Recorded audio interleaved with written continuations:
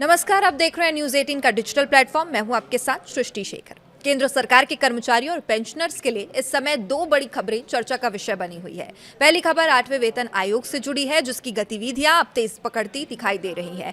दूसरी खबर महंगाई भत्ते यानी कि डीएसए में संभावित बढ़ोतरी को लेकर है, जिसकी घोषणा सितंबर महीने में होने की उम्मीद जताई जा रही है। अगर आप केंद्रीय कर्मचारी हैं, पेंशनर हैं या आपके परिवार में कोई सरकारी कर्मचारी है, तो ये जानकारी आपके लिए बेहद महत्वपूर्ण है, क्योंकि आने वाले कुछ महीनों के लिए लिए जाने वाले जो फैसले हैं वो करोड़ों लोगों की आय, पेंशन और आर्थिक स्थिति पर सीधा असर डाल सकते हैं। तो आइए विस्तार से जानते हैं 8वें वेतन आयोग का काम कहां तक पहुंचा है, कर्मचारियों ने कौन कौन सी मांगे रखी है, डीए में कितनी बढ़ोतरी हो सकती है और आखिर इसका फायदा कितना मिलेगा और किसे मिलेगा।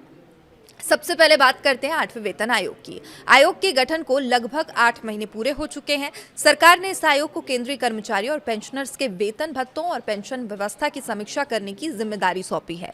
आयोग का अपनी अंतिम सिफारिशें सरकार को सौंपने के लिए 10 महीने का समय और मिला हुआ है। हालांकि आयोग ने अभी तक अपनी अंतिम रिपोर्ट तैयार नहीं की है, लेकिन इसके लिए जरूरी प्रक्रियाएं भी जारी है लगातार। और आयोग देश भर के कर्मचारियों, पेंशनर्स और विभिन्न संगठनों से सुझाव और मांगे जुटा रहा था।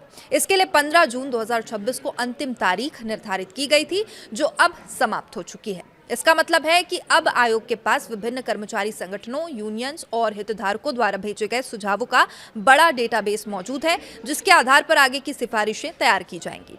अब सवाल यह है कि कर्मचारियों ने आयोग के सामने कौन कौन सी अपनी प्रमुख मांगे रखी है। तो सबसे बड़ी मांग है न्यूनतम बेसिक सैलरी बढ़ाने की मांग। कर्मचारियों का कहना है कि पिछले कुछ सालों में महंगाई लगातार बढ़ी है, जीवन यापन की लागत भी काफी बढ़ चुकी है, इजाफा हुआ है। ऐसे में मौजूदा वेतन संरचना को संशोधित करने की जरूरत है।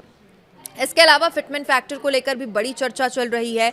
कर्मचारी संगठनों का मानना है कि यदि फिटमेंट फैक्टर को बेहतर बनाया जाता है तो कर्मचारियों की बेसिक सैलरी में उल्लेखनीय वृद्धि हो सकती है, और यही वजह है फिटमेंट फैक्टर इस बार की सबसे महत्वपूर्ण मांगों में शामिल है। पेंशनर्स ने भी आयोग के सामने अपनी चिंताएं रखी है। उनकी मांग है कि पेंशन व्यवस्था को और मजबूत बनाया जाए, ताकि सेवानिवृत्ति के बाद आर्थिक सुरक्षा सुनिश्चित की जा सके। और एक और बड़ा मुद्दा पुरानी पेंशन योजना यानी कि ओपीएस का है। देश भर के कई कर्मचारी संगठन लगातार पुरानी पेंशन योजना को बहाल करने की मांग कर रहे हैं।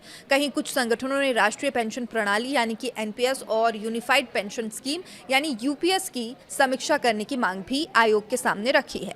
इसके अलावा मकान किराया भत्ता यानी एचआरए, जोखिम भत्ता, बोनस, चिकित्सा सुविधाएं और अवकाश संबंधी लाभों को बेहतर बनाने की मांग भी जोर शोर से इस बार उठाई गई है। अब बात करते हैं महंगाई भत्ते की यानी डीए की। केंद्र सरकार साल में 2 बार महंगाई भत्ते और महंगाई राहत में संशोधन करती है। पहली बढ़ोतरी जनवरी से लागू होती है, जबकि दूसरी जुलाई से लागू मानी जाती है। अब जनवरी 2026 में सरकार ने महंगाई भत्ते में 2% की बढ़ोतरी की थी। इसके बाद कर्मचारियों का डीए बढ़कर 60% पहुंच गया था। अब ये बढ़ोतरी लाखों कर्मचारियों और पेंशनर्स के लिए राहत लेकर आई थी। अब कर्मचारियों को जुलाई 2026 से लागू होने वाली अगली बढ़ोतरी का इंतजार है। हालांकि जुलाई से लागू होने वाली डीए का औपचारिक ऐलान आमतौर पर सितंबर या अक्टूबर में किया जाता है। इसका कारण यह है कि सरकार महंगाई भत्ते की गणना के लिए अखिल भारतीय उपभोक्ता मूल्य सूचकांक यानी कि AICPI-IW के आंकड़ों का उपयोग करती है। डीए तय करने के से पहले सरकार को कुछ महीनों में महंगाई आंकड़ों का विश्लेषण करना पड़ता है। अप्रैल 2026 तक के आंकड़े सामने आ चुके हैं और अब मई और जून के आंकड़ों का इंतजार किया जा रहा है।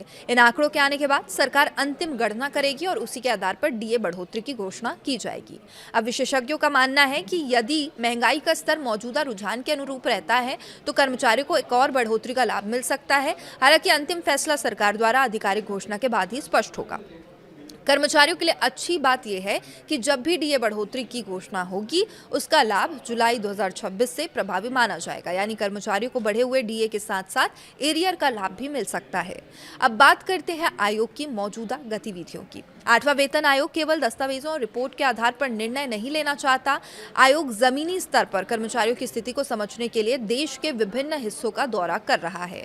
आयोग की टीम पहले ही दिल्ली, लद्दाख, जम्मू कश्मीर, तेलंगाना, महाराष्ट्र और उत्तराखंड जैसे राज्यों और केंद्र शासित प्रदेशों का दौरा कर चुकी है। इन दौरों के दौरान आयोग ने कर्मचारियों, अधिकारियों और कर्मचारी संगठनों के प्रतिनिधियों से मुलाकात की थी, उनकी समस्याओं को सुना था, अपेक्षाओं को समझा था।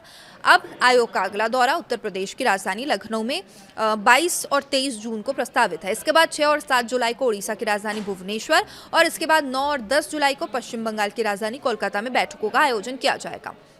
इन बैठकों का उद्देश्य कर्मचारियों की वास्तविक जरूरतों को समझना, विभिन्न क्षेत्रों की परिस्थितियों का अध्ययन करना। आयोग चाहता है कि बेहतर तरीके से कर्मचारियों की मांगों को, उनके सुझावों को समझा जाए और उनकी अंतिम सिफारिशें देश भर के कर्मचारियों की वास्तविक चुनौतियों को ध्यान में रखते हुए तैयार की जाए।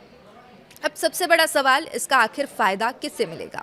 8वां वेतन आयोग लगभग 55 लाख केंद्रीय कर्मचारियों और करीब 69 लाख पेंशनर्स के वेतन, पेंशन और भत्तों की समीक्षा कर रहा है। यानी सीधे तौर पर 1 करोड़ 24 लाख से अधिक लोग इसके दायरे में आते हैं। यदि इनके परिवारों को भी शामिल कर लिया जाए तो इसका असर करोड़ों लोगों के जीवन पर पड़ सकता है। वेतन में वृद्धि होने से कर्मचारियों की क्रय शक्ति बढ़ती है, जिससे बाजार में मांग बढ़ सकती है, अर्थव्यवस्था और भी मजबूत हो सकती है। पेंशनर्स के लिए भी ये आयोग बेहद अहम साबित हो सकता है। पेंशन में सुधार और महंगाई राहत में वृद्धि से उनकी आर्थिक स्थिति बेहतर हो सकती है। बढ़ती महंगाई के प्रभाव को कम करने में मदद मिल सकती है। फिलहाल सभी की नजरें 2 बड़े घटनाक्रमों पर टिकी है। पहला, सितंबर 2026 में संभावित डीए बढ़ोतरी और दूसरा, 8वें वेतन आयोग की आगामी सिफारिशें। आने वाले महीनों में आयोग विभिन्न राज्यों का दौरे से जो प्राप्त सुझाव हैं, आर्थिक परिस्थितियों का विस्तृत अध्ययन करेगा और इसके बाद एक अंतिम रिपोर्ट तैयार कर केंद्र सरकार को सौंपा जाएगा और उसके आधार पर उस पर बढ़ोतरी की जाएगी। अब यह देखना दिलचस्प होगा कि आयोग कर्मचारियों और पेंशनर्स की मांगों को किस हद तक अपनी सिफारिशों में शामिल करता है, सरकार उन सिफारिशों को किस रूप में लागू करती है। लेकिन फिलहाल इतना तय है कि केंद्रीय कर्मचारियों और पेंशनर्स के लिए आने वाले महीने बेहद महत्वपूर्ण रहने वाले हैं। डीए बढ़ोतरी की उम्मीद और 8वें वेतन आयोग की गतिविधियां दोनों ही लाखों परिवारों की आर्थिक योजनाओं को प्रभावित कर सकती है।